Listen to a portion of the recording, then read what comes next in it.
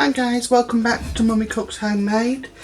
Today I want to focus on a cheap cut of meat.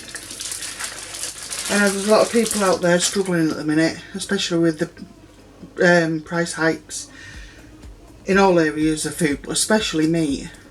And what I don't see a lot of is people cooking pork tenderloin. It's really, really good sliced up and used in stir fries, but it's also good as a roasted piece of meat, which I don't see people do very often. So I just want to show you an easy, cheap way of using it.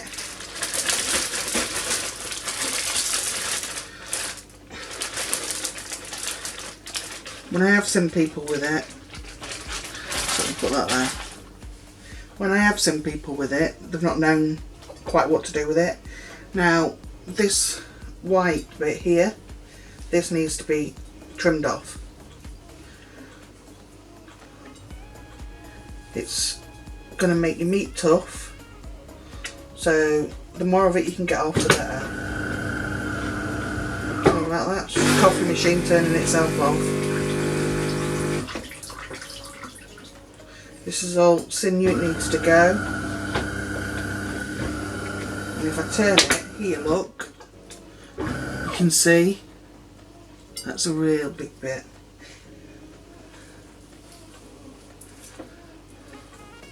It isn't hard to take off.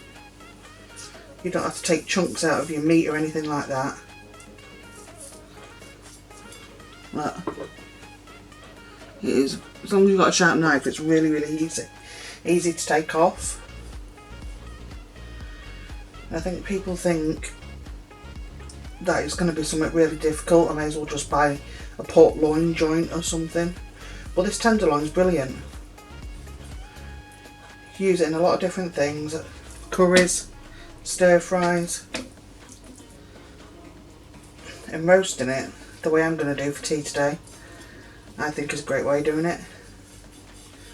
That's a thick piece of sinew there, so take that off. There's a bit on the back, and you'll see this is not going to take me long, and you end up with a lovely piece of meat. That's just a bit of fat, so I'll turn it around. This bit here, I'm hoping you can see what I'm doing. The key to this is a sharp knife. I'm not a butcher, I'm not an expert at chopping up meat.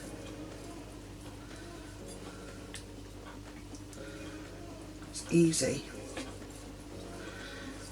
but for this to be a nice piece of meat you do have to remove that. There, so that's what I've got off. That's the bits that are not very good and that are going to make it chewy, so just throw them, get rid of them. This is just fat, it'll melt away, or you can take it off again, just as easy. But this is the tenderloin, so it's not got a lot of fat anyway. So now all I'm going to do, put my knife and run it down the middle of it, essentially butterflying it like you would a chicken breast.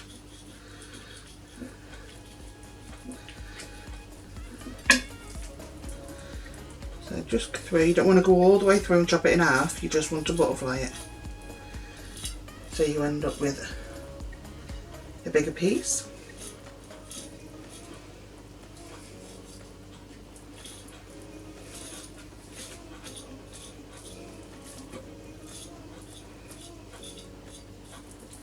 There, that's all I've done, so that's what you end up with.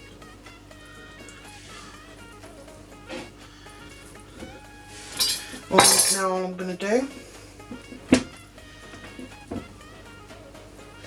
if you're going to use this straight away you can use hot stuffing, but if you're going to wrap it and pop it in the fridge until later I would use cold. This is nearly cold, but I'm going to pop it into the oven anyway, so.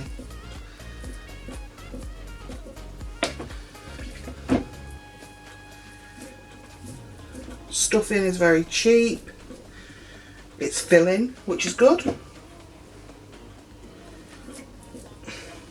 My kids love stuffing. You just want to pack it in. Any that's left you can make into stuffing balls. Probably thinking there's no way you're going to be able to pull that over now, but you can. Just give me a second to wash my hands.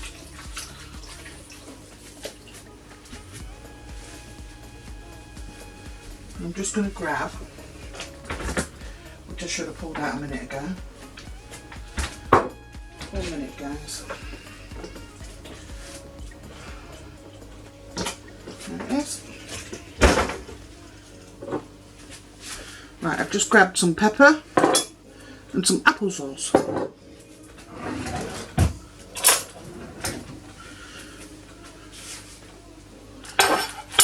So I'm just going to put a little bit of pepper on this. Not going to go mad because the kids will only complain.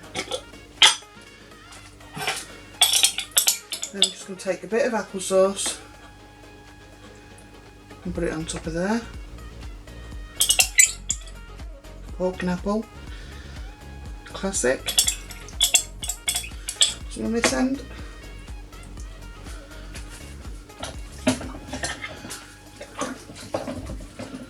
This piece of meat was £3, and it's going to do 4 of us. Could it do 5? Yeah, probably. So all I'm going to do, squash it in, squash the applesauce in, it really doesn't matter. Just pull it up.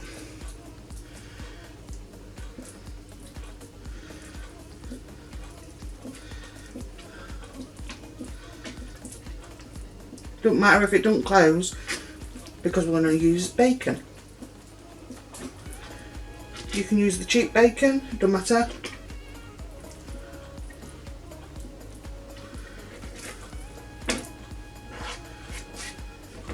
So I've got 4 rashers of bacon here that I saved.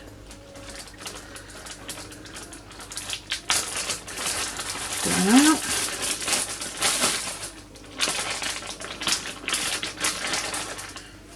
So I'm going to lay these, push that up,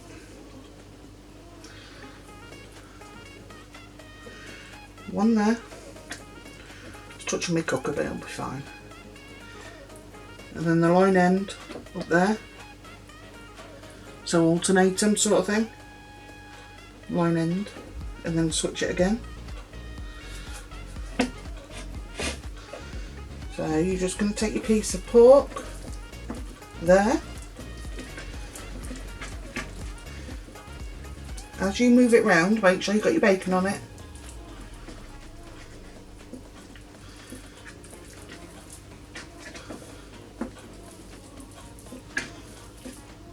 Like so. Wash my hands. That's all I ever seem to do is wash my hands. And it really was as simple as that. Now you have a large piece of meat because it's been butterflied and it's got all that stuffing inside it, and it's wrapped in just 4 pieces of bacon. Now this is the dish I'm going to use. I'm going to use a deep one because I want the juices off it, because I want gravy. But first,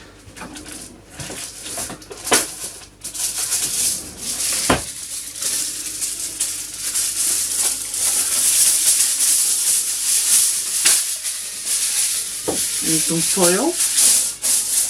So get yourself a nice big piece of foil.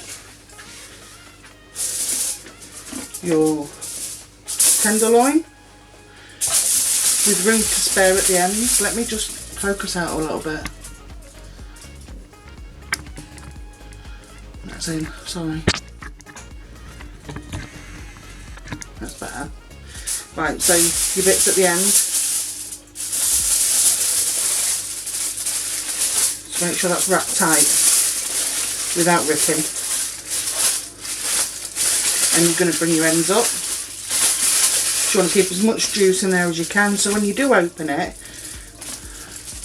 all that juice is going to go into the dish. Don't worry about being a perfect fit or anything like that,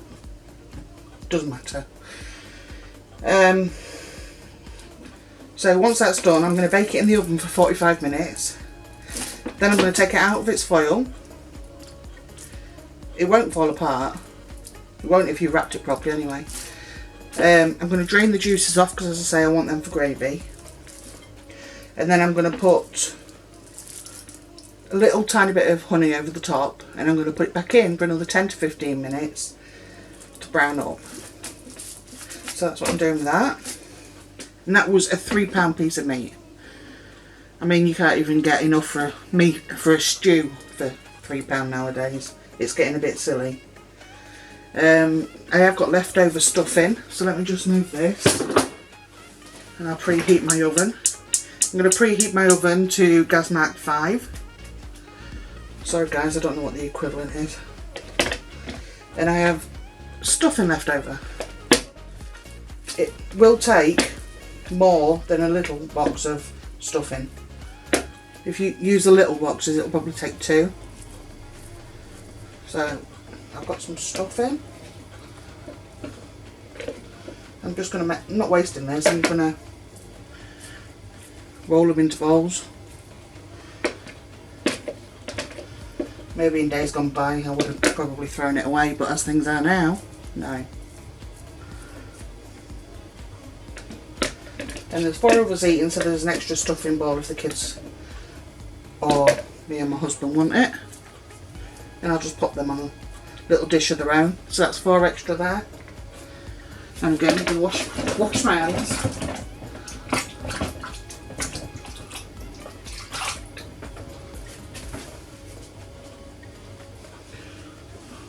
Move that.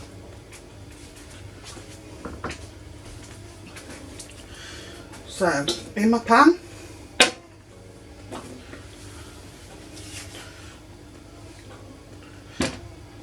all I have, I'm going to chop this one because it is big, is small potatoes. What I'm going to do with these is boil them until they're nearly cooked. Then I'm going to drain them. So I'm going to put these in the oven. I am going to cook some veg as well on the side, obviously, not just meat and potatoes. I've got a corn out and I've got some more in the fridge, so I'll grab some more and have a look what else I've got veg wise as well. But I'll show you what I do with it, with the pork, once I take it out of the oven and put the honey on, and the same as what I do to the potatoes, because once these are cooked I'm going to transfer them to a baking tray. I'm going to use a potato masher just to put some pressure on them and squash them halfway, so that when they roast in the oven with the herbs and stuff on, they're going to catch and they're going to get crispy bits all around the outside. So I will show you all that when it comes to it. So for right now I'm just going to clean up, put the meat in the oven, put the timer on and get the potatoes cooking. Okay, I'll bring you back for the rest. Alright guys, let me just sort this camera out. There we go. So, for the potatoes, I've got my baking tray. Just going to drop a bit of oil on.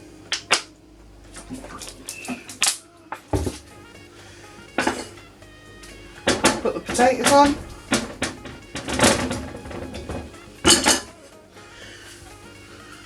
What I'm going to do is just take the masher and just squash them. Simple as that.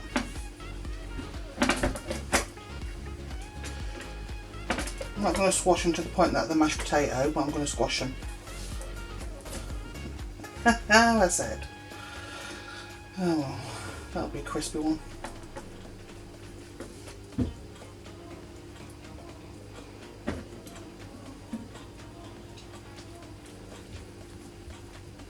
Quick jiggle. There we are. Couple here.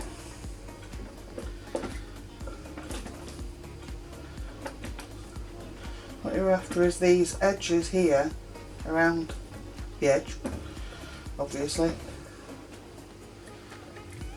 to catch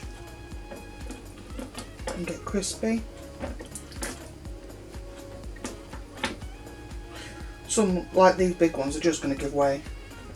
The smaller ones are easier. So I've got all these bits sticking up. Let me show you. You can see all them bits sticking up now. They're what's going to get crispy. So I've got oil on the bottom. Just want to put a bit on the top.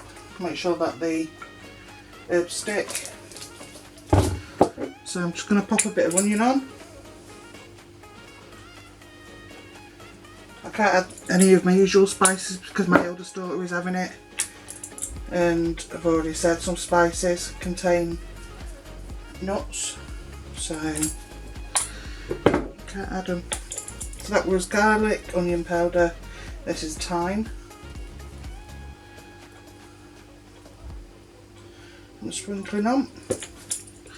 And all I'm going to do now with these is pop them in the oven, the same oven that the meat's in, on the top shelf to get crispy. And the corn I'm going to put into a pan, simple as, and boil. That's it. Okay, I'll bring you back again shortly. Right, so I'm just going to take the foil off this. Not completely. I want the foil to stay underneath.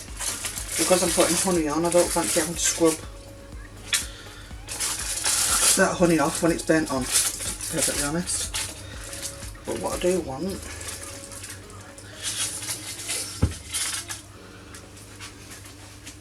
is the juices.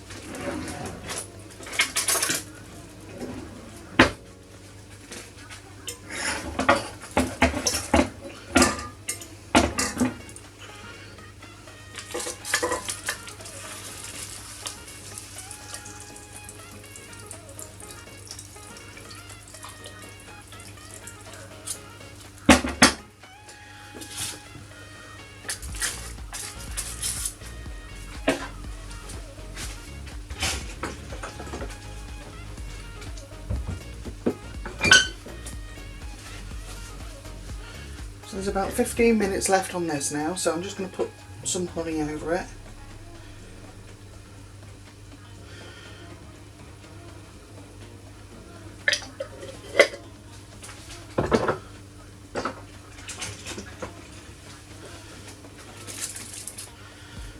And pop back in the oven.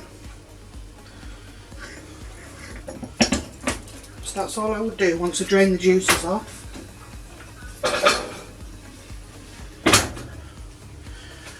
Got vegetables here, carrots and corn. Turn. All I'll do is add a stock cube, corn flour and water to this and make the gravy, and then we're just about ready. So everything's cooked. So there's the pork with the stuffing and the bacon. I'll just plate one up. I'll plate my daughter's up. So there's the tea, crispy potatoes, £3 piece of pork. There you go. If you like this video, let me know. Please like, comment and subscribe, and I'll see you in the next one. Bye.